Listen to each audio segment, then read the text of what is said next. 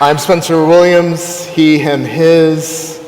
It is a pleasure for me to be here with you all this morning.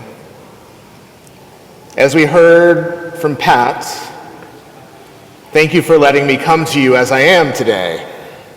A Black, queer, Buddhist, pursuing ordination in Universalist, Unitarian traditions. Someone who has called this place home, who has had classmates come here for vocational and spiritual development, a place where art and community always win the day, where dance and faith ask us to be fully embodied. I come to you today at the end of Pride Month with a myriad of emotions and feelings. You will see in the bulletin that this first poem that asks the question, "Where will you be?" begins with a question about voting. That text says, will our electoral politics be enough to save us? And we are at a time in this country in which we are under threat by people in power, but also under threat by ourselves. Internalized homophobia is still a thing that needs to be rooted out. There are ways, big and small, that show up. There are hundreds of bills that have been introduced across this country that limit people's access to health care, that prey on the young and the vulnerable. And if we think about all of the decisions that are coming out from this Supreme Court, with the example of temporary protected status just this week, we know that they are coming for us, for our ability to get married, for our ability to see our loved ones as they lay dying in hospital. We know that our votes count, but we must do more. And so I don't want to just come to you with this call to action around where will you be. It's fundamentally a question about proximity. Where will you be? In Pat's second poem, I think we get an answer that's really helpful and important. She says, let me come to you and lay beside you. And so, if you will, for a moment, this is something that I do every morning in the mirror when I wake up, when I'm brushing my teeth. It's a small practice. So I'm going to ask, where will you be? And I want you all to respond, beloved, beside you. This is a practice that you can use in the mirror. It's something that you can do with your partner. And let's try that for a moment. Again, I will say, where will you be? And you will say, beloved, beside you. So where will you be? Beloved, beside you. Where will you be? Beloved, beside you. So this comes from this idea of neighboring, radical neighboring that I subscribe to. It is the focus of my faith, it's the focus of my research, it's the focus of my studies, it's the focus of my vocation. I would like to offer to each of you that you are your nearest neighbor. You are the person who is most proximate to yourself. And so I ask you, where will you be in those moments where you would otherwise abandon yourself? Where you might change the way that you dress, change the way that you express love for someone who you're in love with, or the ways in which you might be. This is what brings us into ferocity. To radically not abandon yourself is a way to be fierce. I'm going to wear what I want. I'm going to tell you that I look good. I'm going to say that I, as a large-bodied person, am not going to let fat phobia win the day. I'm sexy and I know it. So I want us to think about ferocity in this way, in the willingness to not abandon ourselves in the face of others. To go and be at war with a world that wants to minimize our expression, that wants to minimize our love. This is what being fierce in the world means. It does not mean that it comes without danger, because we are in danger. There are people who intend on hurting us. But what fierceness does, when paired with a kind of tenderness, allows us to be in community, to be safe, to be held, to be nourished. And so I ask you again, where will you be?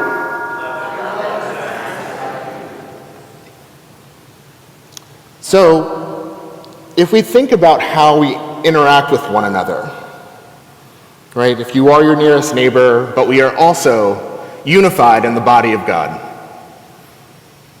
We are all here together as one body, one congregation, online, in person. I am my nearest neighbor, and when I am with you, I am also with my next nearest neighbor. Tenderness is what shows up when we allow ourselves to move beyond proximity and allow ourselves to be really vulnerable, honest, and true. As the text that was read today says, let everything you say be loving. Beloved, I see you, I'm here with you. There is nothing for you to be ashamed of. Beloved, I see you shaking and angry and scared. I know that we lost someone in our community last week. Beloved, I know what it's like to not know what your next move might be. This kind of intimacy allows us, demands of us that we be tender. And so, tenderness in one hand, ferocity in the other. I will not abandon myself, and I will not abandon you. Those are the ways in which we become fully embodied. Those are the ways in which we say, I love myself and my community out loud. That I see no difference between the love that I have for myself, the love that I have for my community, and the love that I receive that is coming from God and community and the earth. These are qualities that come over and over and over again.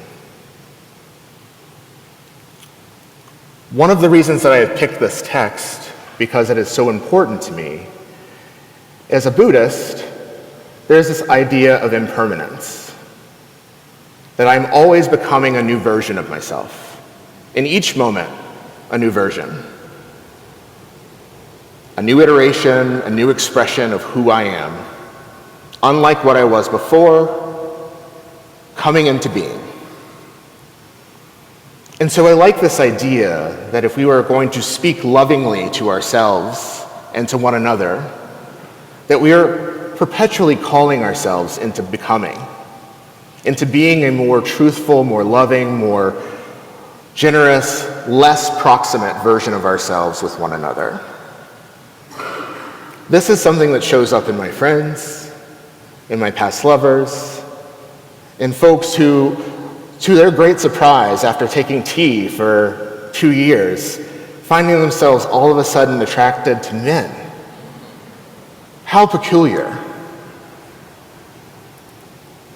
These experiences are things that call us in to say, I know what I am and I know what I like. I'm going to be that. I know what I am and I know what I like. I'm going to be that. And so, as we come to the end of this Pride Month, there's a lot to celebrate.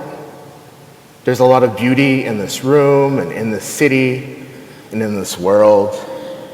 There's a lot of danger to be worried about. More needs to be done from all of us, not just externally, but internally. And so I'm going to ask you all to take a moment and say, where are there places where maybe I have let the state of the world, the government, my parents, a former version of church, seep somewhere into my bones and into my spirit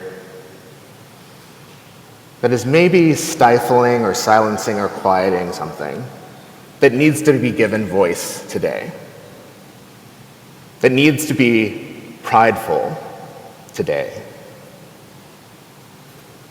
Take a scan.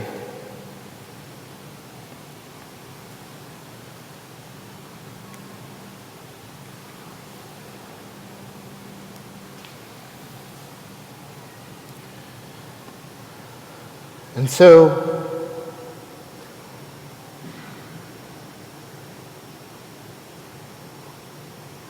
I want us all to not let the fear of intimacy,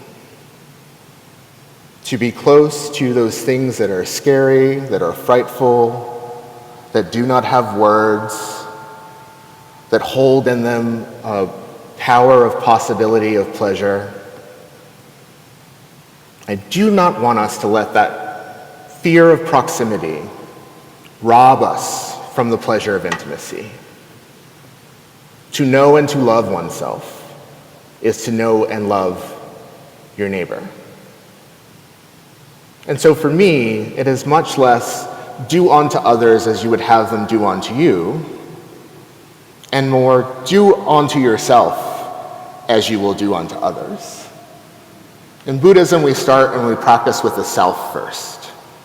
And so if I can look in the mirror every morning and say, I will not abandon myself, I am going to be with what is vulnerable, what is scary, what is suffering within me. When I go out into my community and I experience that in others, I've already practiced being loving. I've already practiced being generous. I've built a wellspring of love and support through practice and prayer that says, I am resourced to be intimate despite the terrors of proximity. And so I ask you again, where will we be?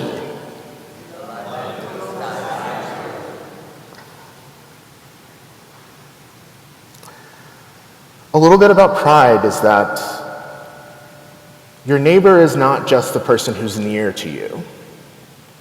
It's the person who's at the protest with you, the person marching alongside you, carrying a sign, the person in the choir singing at full voice, embodied, affirming all that you are and all that you can be. Today we will see thousands and thousands of people just outside this door, marching side by side, beside one another with pride and joy and anger, with hope and hopelessness. We will see people coming out into public, being their truest, most authentic version of themselves.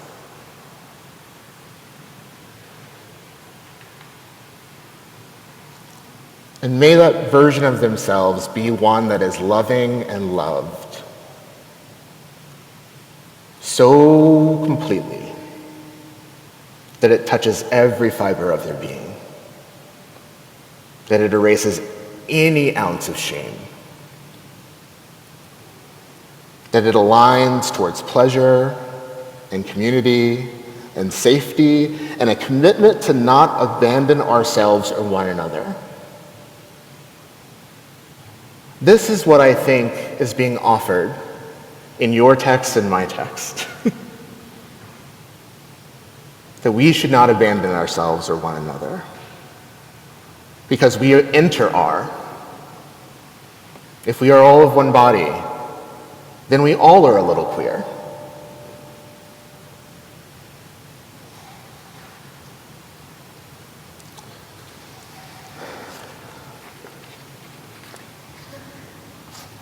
And so,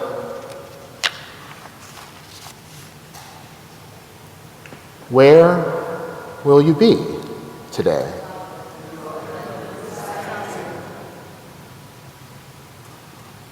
Where will you be?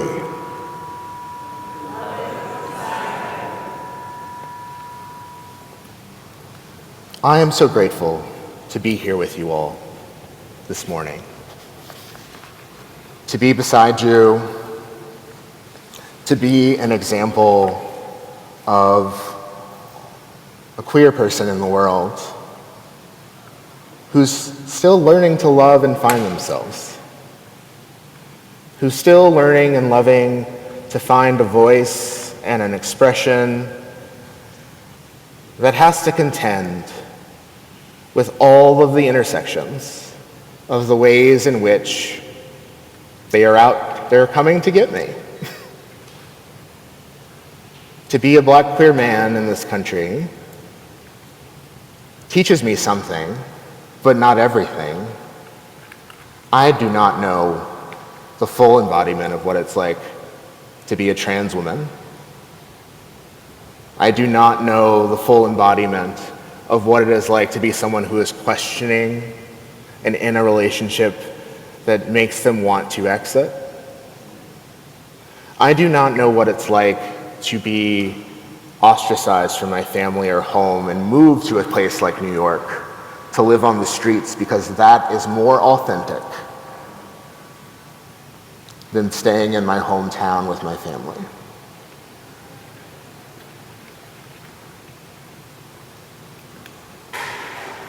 So when they come for us, and they're coming, we are going to need to be fierce. We are going to need to slay and sashay and sparkle and sequin and be our most colorful, out loud selves. Because if we don't,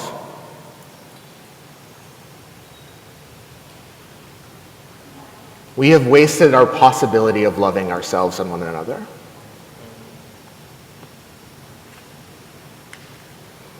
Safety is not love alone.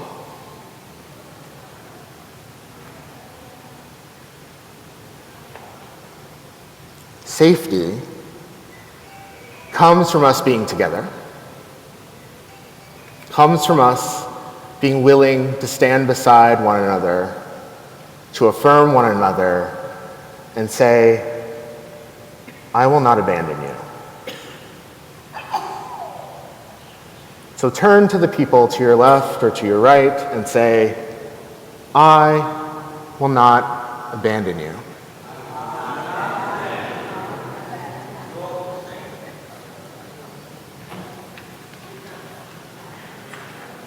So, as we think about the rest of today,